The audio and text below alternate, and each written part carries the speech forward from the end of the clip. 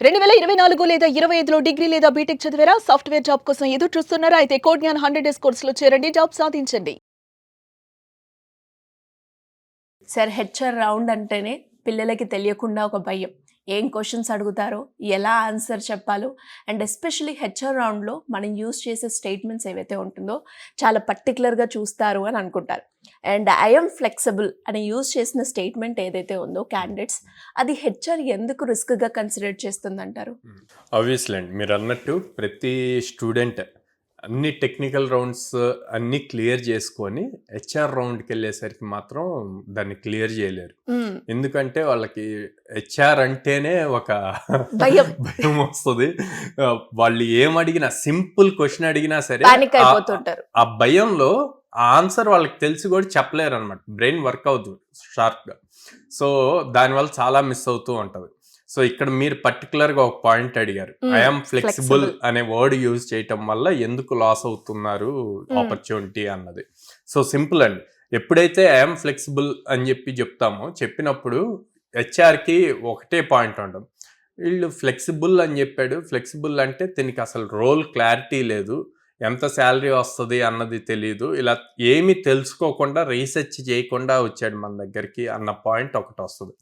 Second point, ఎప్పుడైనా I'm flexible అని ఎక్కువ కనుక యూజ్ చేసినప్పుడు లొకేషన్కి, అంటే ఫ్రెషర్స్ ఎలా ఉంటారంటే అండి, జాబ్ వస్తే చాలరా బాబు, ముందు జాబ్ వచ్చేయాలి అన్న పాయింట్లో ఉండి వాళ్ళు ఏం థింక్ చేస్తారంటే, మనం ఫ్లెక్సిబుల్ అని చెప్తే ఓకే ఫ్లెక్సిబుల్ అన్నాడు కాబట్టి దేనికైనా ఓకే చేస్తారు అని చెప్పి ఇచ్చేస్తారు జాబ్. ఆ జాబ్ వచ్చాక తర్వాత చూసుకుందాంలే అంటారు.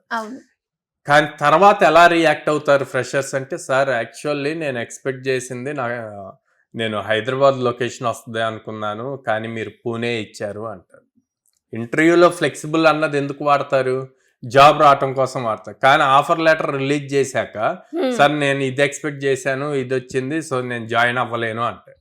సో అందుకని ఎవరైతే ఐఆమ్ ఫ్లెక్సిబుల్ అని చెప్తారో వాళ్ళ మీద హెచ్ఆర్ అంత కాన్ఫిడెంట్గా ఉండాలన్నమాట. ఫ్రెషర్ ఎప్పుడైనా సరే ప్రాపర్ రీసెర్చ్ చేసుకొని వెళ్ళాలి, కంపెనీ రిలేటెడ్ కానీ, ఆ జాబ్ రోల్ రిలేటెడ్ కానీ, ఆ జాబ్ రోల్కి బయట మార్కెట్లో ఎంతవరకు ప్యాకేజ్ ఉంది అన్నది ఇంపార్టెంట్ అన్నమాట. ఫర్ సపోజ్ కొన్ని కంపెనీస్ ఉంటాయండి, మార్కెట్లో ఒక జాబ్ రోల్కి 4.5 యావరేజ్ శాలరీ ఉంటే కనుక 4.5 ఎల్పిఏ, వీళ్ళు 3.6 ఎల్పిఏనో 3.5 ఎల్పిఏనో ఆఫర్ చేస్తారు. అలాంటి టైంలో మీరు అడగొచ్చు ఏమని, sir as per the market consider చేయండి అండ్ నా స్కిల్ సెట్ కన్సిడర్ చేయండి, నా స్కిల్ సెట్ వల్ల మీ కంపెనీకి యూజ్ అవుతుంది అంటే మీరు పాసిబిలిటీ ఉంటే కన్సిడర్ చేయండి అని చెప్పొచ్చు. సో ఇట్లాంటి థింగ్స్ చాలా మంది ఫాలో అవ్వరండి. ఫాలో అవ్వకుండా వాళ్ళు ఏం చెప్తే దాన్ని ముందు జాబ్ రావాలి అన్న పాయింట్లోనే వాళ్ళు ఎక్కువగా ఫ్లెక్సిబుల్గా ఉంటారు అనమాట. అది చాలా డేంజర్. సో నేను బేసిక్గా ఇంటర్వ్యూస్ తీసుకునేటప్పుడు మీరు ఎంత ఎక్స్పెక్ట్ చేస్తున్నాను అని చెప్పి అడుగుతాను. సో చాలా మంది ఏం చెప్తారంటే, సార్ మీ కంపెనీ నార్మ్స్ ప్రకారం పే చేయండి అండి. కంపెనీ నార్మ్స్ ప్రకారం పే చేస్తే మీరు ప్రీవియస్ తీసుకున్న దానికన్నా కూడా తక్కువ పే చేయొచ్చు. ఓకే, సో అలా ఎప్పుడూ చెప్పకూడదు. సార్ నా స్కిల్ సెట్ చూశారు, నా స్కిల్ సెట్ మీకు ప్లస్ అవుతుంది, మీ ప్రాజెక్ట్కి యూజ్ అవుతుంది, కంపెనీ గ్రోత్కి నేను సూట్ అవుతాను అనుకుంటే కనుక I'm expecting this much but I'm ready for negotiation అని కూడా చెప్పొచ్చు. అలా చెప్పినప్పుడు ఒక పాజిటివ్ ఇంప్రెషన్ క్రియేట్ అవుద్ది.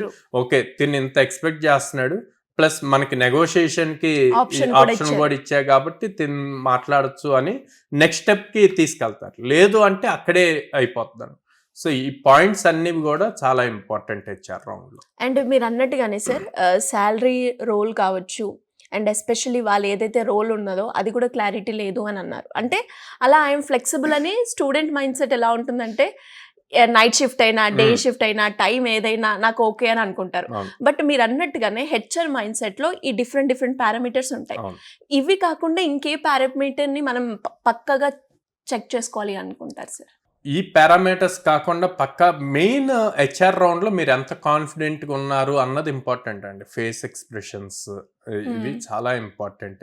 మీరు ఎక్కువగా కంగారు పడిపోతూ భయపడుతూ అట్లాగా ఉన్నారనుకోండి, అంటే మనకి హెచ్ఆర్స్ లో కూడా మల్టిపుల్ టైప్ ఉంటారు. అందరూ అంత ఫ్రెండ్లీగా ఇవ్వరు ఇంటర్వ్యూలో, ఆ ఛాన్స్ ఇవ్వరు. ఎందుకంటే వాళ్ళ డ్యూటీయే మీరు communication skills, aptitude reasoning, technical round ఇవన్నీ దాటి హెచ్ఆర్ దగ్గరకు వచ్చారు.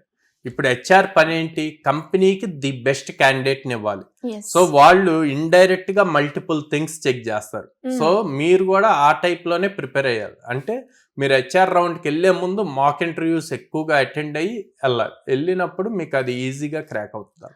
సార్ మరి అలాంటి సపోర్ట్ కోడ్జ్ఞాన్లో అందుతుందంటారా స్టూడెంట్కి? యా, ప్రతి స్టూడెంట్ కి మాక్ ఇంటర్వ్యూస్ జరుగుతాయి, ఎవ్రీ వీక్ జరుగుతుంది. And A based mock interviews జరుగుతాయి. అది కాకుండా డైరెక్ట్ హ్యూమన్ ఇంటర్వ్యూస్ కూడా జరుగుతాయి అనమాట. రియల్ ఇంటర్వ్యూ ఎలా జరుగుతుందో అలా మాక్ ఇంటర్వ్యూస్ జరుగుతాయి.